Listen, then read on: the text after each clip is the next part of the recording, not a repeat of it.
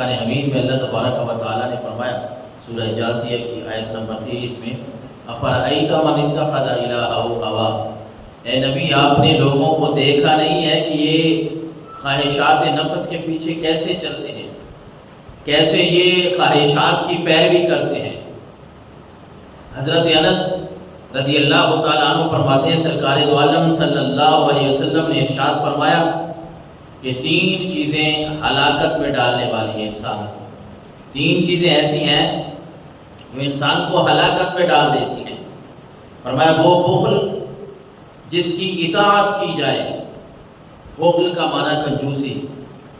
وہ کنجوسی وہ بخل جس کی اطاعت کی جائے، یعنی کسی کو دیکھ کے ہم شروع ہو گئے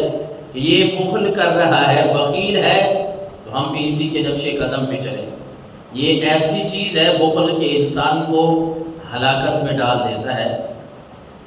ہمارا دین اسلام بڑا سیدھا سادہ اور سچا اور سچا دین ہے۔ اللہ تبارک و تعالی نے ہمیں ارشاد فرمایا ان المبذرین کانوا اخوان الشیاطین، کہ جو فضول خرچی کرنے والے یہ شیطان کے بھائی ہیں، اور کنجوسی کرنے والے فرمایا یہ کنجوسی انسان کو ہلاکت میں ڈالنے والی ہے۔ دین اسلام کا ہر کام میں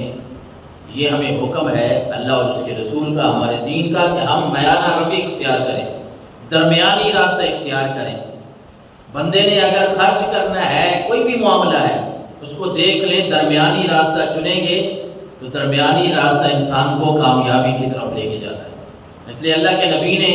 اس حدیث مبارکہ میں شعب الایمان کی یہ حدیث فرمایا 3 چیزیں بندے کو ہلاکت میں ڈالنے والی ہیں۔ ایسا بخل جس کی اطاعت کی جائے، اور دوسری چیز فرمایا وہ نفسانی خواہشات جن کی پیروی کی جائے۔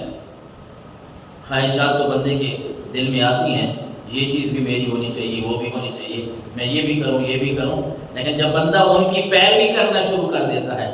بس نفس کے پیچھے دوڑنا شروع کر دیتا ہے، تو یقیناً پھر اللہ کے نبی نے فرمایا یہ ایسی بات ہے، خواہشات نفس کی پیروی کرنا یہ انسان کو ہلاکت میں ڈالنے والا گناہ ہے، ہلاکت میں ڈالنے والی بات ہے۔ اور یہی قرآن مجید کی آیت مقدسہ ہے افرأیت من اتخذ الہہ ہواہ،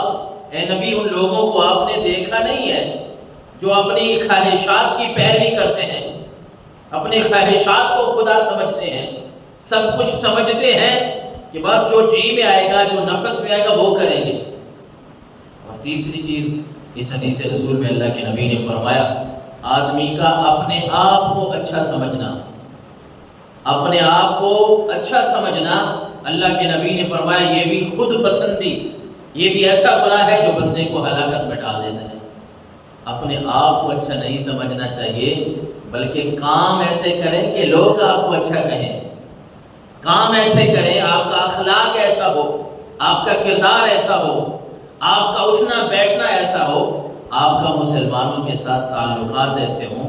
آپ کے ہمسایہ کے ساتھ، پڑوسیوں کے ساتھ، رشتہ داروں کے ساتھ آپ کے معاملات ایسے ہوں کہ آپ موجود نہ بھی ہوں وہ آپ کی تعریف کر رہے ہوں، وہ آپ کا نام لے رہے ہوں۔ یہ بات تو بہرحال ہے، ٹھیک ہے، لیکن خود پسندی یہ اللہ کو اور اللہ کے نبی کو پسند نہیں ہے کہ بندہ اپنی تعریفوں پہ شروع ہو جائے، اپنے آپ کو اچھا سمجھے۔ اللہ کے نبی نے فرمایا یہ اپنے آپ کو اچھا سمجھنا یہ بھی ہلاکت میں ڈالنے والی چیز ہے۔ اور ہمارے معاشرے میں یہ بات ملتی ہے کہ لوگ جو ظاہر ہے جس نے اپنے آپ کو اچھا سمجھنا ہے، جو اپنے آپ کو کہتا ہے کہ میں اچھا ہوں، بہت اچھا میں ہوں، تو اس نے ہر ایک کو حقارت کی نگاہ سے دیکھنا ہے، ہر ایک کو حقیر سمجھنا ہے کہ یہ تو کچھ بھی نہیں ہے، میرے پاس تو یہ بھی ہے، میرے پاس بلا ہے، میں بہت اچھا انسان ہوں، میں بہت اچھا ہوں، میں بہت نیک آدمی ہوں۔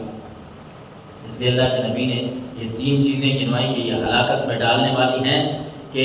وہ 3 چیزیں کیا ہیں؟ بخل جس کی اطاعت کی جائے، کنجوسی، نفسانی خواہشات جن کی پیروی کی جائے، اور آدمی کا اپنے آپ کو اچھا سمجھنا یہ ہلاکت میں ڈالنے والے گناہ ہیں، یہ انسان کو خراب کرنے والے گناہ ہیں۔ حضرت عبداللہ بن عمر رضی اللہ تعالیٰ عنہ فرماتے ہیں، حدیث مبارکہ کا مفہوم ہے کہ رسالت مآب صلی اللہ علیہ وسلم نے فرمایا تم میں سے کوئی اس وقت تک مومن نہیں ہو سکتا جب تک اس کی خواہشات میرے لائے ہوئے دین کے تابع نہ ہو جائیں۔ کیا فرمایا رب کے رسول نے صلی اللہ علیہ وسلم نے کہ بندہ اس وقت تک کامل مومن ہو ہی نہیں سکتا جب تک وہ اپنی خواہشات کو میرے لائے ہوئے دین کے تابع نہ کر دے۔ جب دین کے تابع ہو جائیں گے، خواہشات کو قربان کریں گے اللہ کے نبی کے فرمان کے مطابق، پھر بندہ کامل مومن بنتا ہے۔ اور اگر اپنی خواہشات کے اوپر چلے، آج ہمارے ماحول میں نا ہم یہ سمجھتے ہیں کہ دین کسی طرح ہمارے تابع ہو جائے، ہم مسئلہ بھی پوچھتے ہیں تو اس کو ایسے گول کر کے پوچھتے ہیں، ہم سمجھتے ہیں کوئی اگر غلطی ہو جائے، کوئی نکاح طلاق کا مسئلہ ہے، کوئی بھی مسئلہ ہے، اور ہمیں پتہ ہے اس کا کہ اس کے اوپر یہ فلاں سزا بنتی ہے، یہ طلاق ہو جاتی ہے، یہ گھر اجڑ جائے گا، تو پھر ہم مسئلہ ہی ایسے گول کر کے پوچھیں گے کہ اگلے بندے کو سمجھ ہی نہ آئے پوچھنے والے کو، اور ہم یہ توقع اور ذہن رکھ کے بیٹھے ہوتے ہیں کہ کسی طرح مسئلہ ایسا ہمیں بتایا جائے جو میرے من کے مطابق ہے، جو میری پسند کے مطابق ہے، اس طرح مجھے بتایا جائے۔ اور جب ہم بتاتے ہیں اللہ اور اس کے رسول کا جو حکم ہوتا ہے وہ صحیح طرح بتاتے ہیں، تو پھر اگلا بندہ منہ بناتا ہے، اس کے ذہن میں آتا ہے کہ نہیں یار یہ میں نے ایسی توقع نہیں کی، پھر وہ آگے سے اپنی باتیں کھڑتا ہے، وہ آگے سے باتیں کیا کرتا ہے، میں نے فلاں سے پوچھا یار، میں فلاں علامہ صاحب سے پوچھ گیا، وہ تو یہ کہہ رہے تھے، آپ اس طرح کہہ رہے ہیں۔ اصل اس کی مرضی اور منشا یہ ہوتی ہے کہ یہ مسئلہ جو میرے من میں تھا نا اس طرح کیوں نہیں ہے۔ لیکن یہ ایمان کامل مومن ہونے کی نشانی نہیں ہے۔ کامل مومن ہونے کی نشانی